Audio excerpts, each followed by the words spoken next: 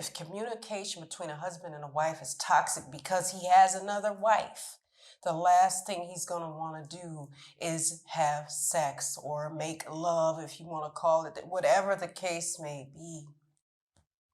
You know, it's difficult to do that when all the arguments, when all the stuff, and it's difficult for women to do that.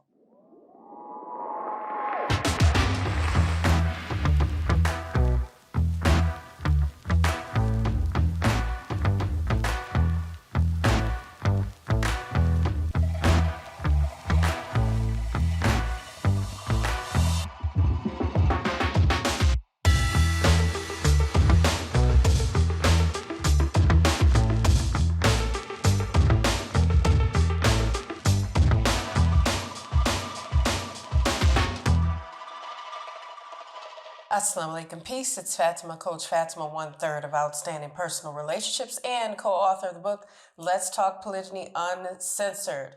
Now, in this video, as we always do at OPR, I do want to address a very excruciatingly important topic, and that is the topic of sex and why it feels as though for some wives, they're not having it after their husband starts to practice polygyny, or so they say, or so they are experiencing. And it's such a great topic. It was brought to my attention in the comments. It's been brought to my attention before many times, and I would like to talk about it. So this video is about polygyny and not having sexual gratification. You guys know I go there. I've talked about sex, intimacy, physical relationships between people that are married, between a husband and a wife. And oftentimes what I find is that there's this narrative going around that because he got married again, we're not having sex, or I'm just this standby wife. Now, disclaimer, that has happened to some women. That is happening to some women, and I understand that. However, as I do understand that, and I think about those things, I've thought about women in this instance, in this lifestyle, I should say, that are not experiencing intimacy, which is more than just sex, y'all. Let me just say that, because some people get it twisted and they think intimacy is just merely physical contact, physical relations, lovemaking, you know. And it's not just that. It could be holding hands. It could be going out to dinner, having a really great conversation. It could be laughter. It could be a dance. It could be a walk. It could be anything that brings you closer to your spouse. So let's get into the topic at hand. I know polygyny does get this negative cloud around it when we start to talk about sexual activity with husbands and wives and having sex and making love and everything that has to do with it. And a lot of wives are left with, oh, he's not having sex with me because he's married. He's got somebody else. That's why. And then we escape the facts oftentimes, or we just ruminate on that specific thing. We don't go, okay, mood has a lot to do with it. Shout out to my grandmother. She used to tell me, and you guys have to excuse my little cough. I am asthmatic and I'm in a dusty place with a lot of dirt flying around, so you'll hear me cough a little bit. So forgive me on this video.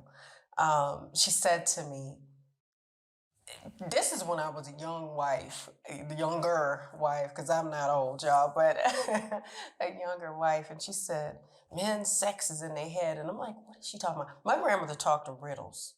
She just straight up spoke in riddles. And I was left to try to figure it out. And then I got married and got old. I'm like, oh, okay. What she meant was that if the communication is not there, if the marriage is not healthy, if there's stressors, if there's so many different things, because we actually did talk about it later on in my life. I'm like, Grandma, what was you talking about, girl? she told me so much can be on the mind that it just does not happen. If communication between a husband and a wife is toxic because he has another wife, the last thing he's going to want to do is have sex or make love, if you want to call it, whatever the case may be. You know, It's difficult to do that when all the arguments, when all the stuff, and it's difficult for women to do that. It goes both ways, but not in the same way, because in polygyny, when you have more than one wife, not polygamy, when you have more than one partner, the man has to think about the communication. And Coach Nazir's talked about this before too, and he trains actually, not just speaking on a video about the different things that men or husbands must go through or be to be in polygyny or practice polygyny. I learned that being in polygyny and practicing it, there's two different things. Practicing it is doing the best that you can every single day. Being in it just means you there with two wives and you're not doing your part, you know. And I have to go get on some of the guys about that as a wife and as someone that does coach in the arena of polygyny and marriage. What happens is if one wife is going about the other constantly, I mean, this obsession with saying something negative or obsessing over what's negative in their own monogamous marriage, because the two women are monogamously married to the same man, for clarification. So there's no sex going on between the wives in polygyny. I'm a practicing Muslim. There's no, again, marriage between myself and my co-wife. She said the same, because it's not. Now, back to what I was saying. It's difficult to become intimate when so much is going on, and so much, there's no consistency. So there's no good behavior consistently within the marriage. Okay? So when you're at it with your spouse, and wives are going at their husbands, going, I don't care what he does, and it's okay, and he's trying, it ain't never right. Or you calling him out his name, or hitting him, or always bringing up the mistakes that he's made in the past, just constantly bringing up the past, well, you know, I don't like when you did this. I didn't like when you did that. I didn't like that she was at Eid, which is our religious celebration for the end of Ramadan, which it's the month of Ramadan. So Ramadan Mubarak to my Muslim audience and supporters of OPR. And salams to you all. He has a right to have his wives at something that is for family and that is an act of worship. See, a lot of men want to scream from the rooftop that they have another wife, but the society that we're in does not support that action. So if he wants to bring her to eat, if he wants to do this, if he wants to do that, he wants to bring his family. He doesn't want to just bring one or two. He wants to bring his family. A lot of men do, and if they don't, maybe they're not ready yet. Maybe everybody doesn't know what's going on yet, and I understand that too. And we've spoken about that. We've trained about, you know, keeping things private and doing things or coming out into the community with polygyny at the proper time where your family's kind of comfortable. Now, with that being said, though, for clarification, sometimes a husband is not going to just wait till everybody's ultra comfortable to go, okay, everybody comfy? Everybody happy?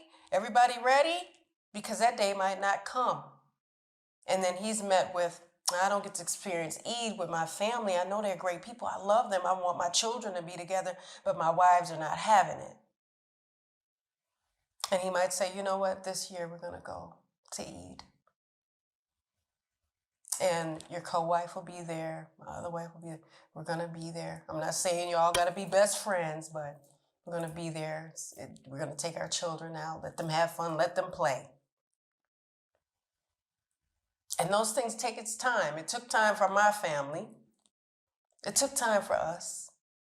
But everybody was willing to go, okay, how can we make this the best that we can make it? Because it's not going to be like it was before, because that was monogamy. But I get to have my own marriage, and my co-wife gets to have her own marriage. And that's the beauty. And one doesn't go off and bleed into the other. Because you got to create those healthy boundaries, remember? That's what I was talking about before.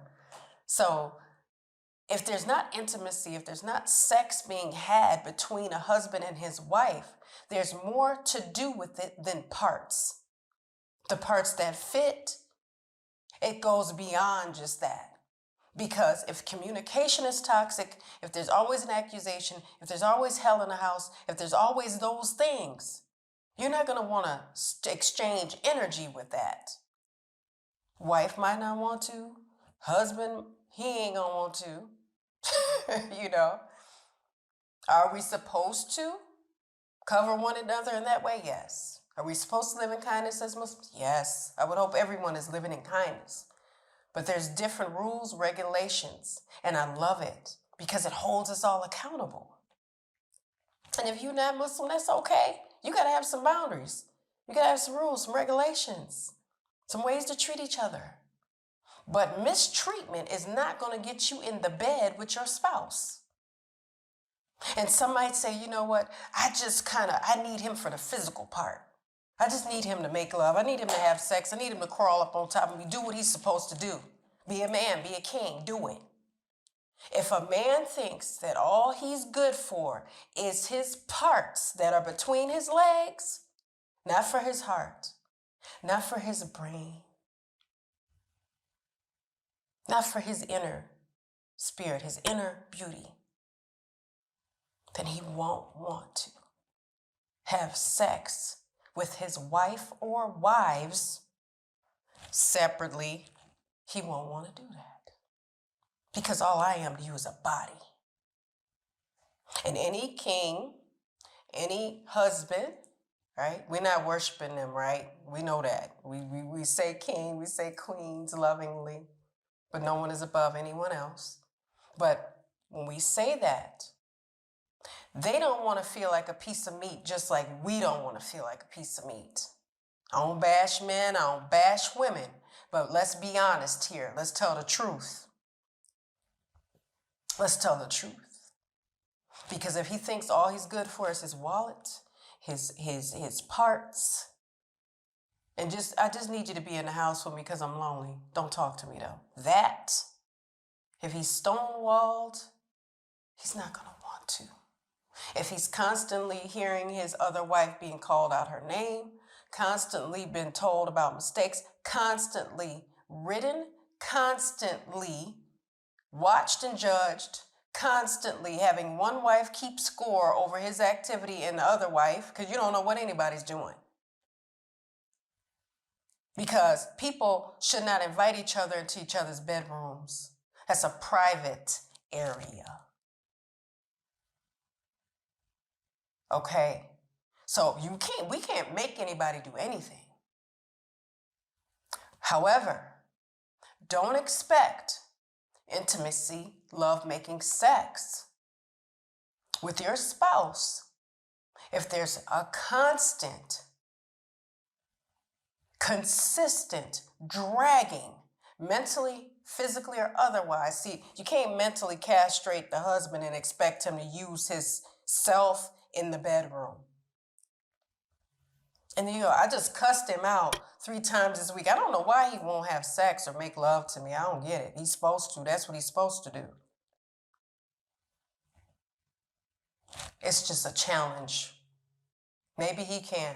Everybody ain't the same. But when you keep getting your heart broken, because see, we think because they're male, they don't get their heart broke. We think that because they're men, they don't have feelings. Or we think that we meaning some. I don't like general statements, but they got heart. They get heartbroken. They get sad. They get scared.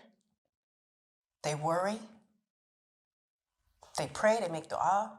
They want things to be better. They're trying to fix stuff. These are the ones that are trying. Because see, we're not talking to the ones that's not trying. I'm not. Because they've made a decision not to. So I don't waste my breath. I don't sign up for that class. But if they're confused, if they're worried, if they wish for something to be as best as it can be and they just don't have all the resources or all the answers, you can point them to Coach Nazir. Point them to his videos. Watch all the videos on OPR, not just mine, not just his, not just my awesome coach and co-wife, Coach Nyla. Don't just watch just a few. Watch them all. It's beneficial knowledge. Okay? So remember, the next time that you're not getting sex or getting made love to or having any form of intimacy whatsoever, think of possible causes of it. And if there's none, you need to have a hard conversation and ask some tough questions and get some understanding and listen and be listened to. So I hope you guys got some gems from this video. I had to go there. I don't mind going there. Doesn't bother me one bit because it needs to be said. It has to be said because it's talked about. Let's coach, let's train about it. Let's make videos about it. Let's open up the conversation. So in the comments, we're going to put healthy communication because we want healthy communication because people communicate all the time and it's absolutely can be unhealthy, right? So with that, I hope you guys enjoyed this video. I'm going to leave you with a little GLC, but before I do, make sure that you guys are commenting, liking, subscribing, and sharing because sharing is caring, and hitting that notification bell so that you guys stay plugged into when we upload videos. Follow us on Facebook and Instagram. So on Facebook and YouTube, we're Outstanding Personal Relationships, and on Instagram, we're Outstanding Relationships. I'm going to leave you with that GLC that I promised. Make sure you're growing intentionally, loving fearlessly, and connecting on a higher level every single day. I'm Coach Fatimah. I will see you all in the next one. Assalamu alaikum. Peace.